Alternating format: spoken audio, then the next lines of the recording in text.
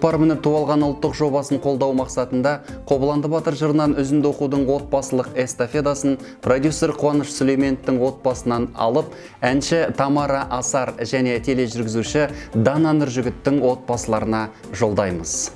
Қайта айналып қасқонар ұя салған жеріне әркім ойнап күледі өз уақытында теңімен.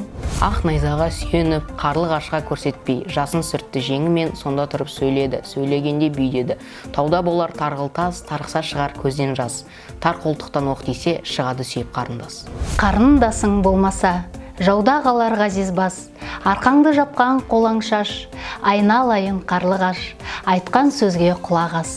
Мен кешігіп келмесем, сендерді мұндай жылатпас, қалың қыпшақ қарындас, қарлығаш сенен айналдым, ағызба қалқам көзден жас.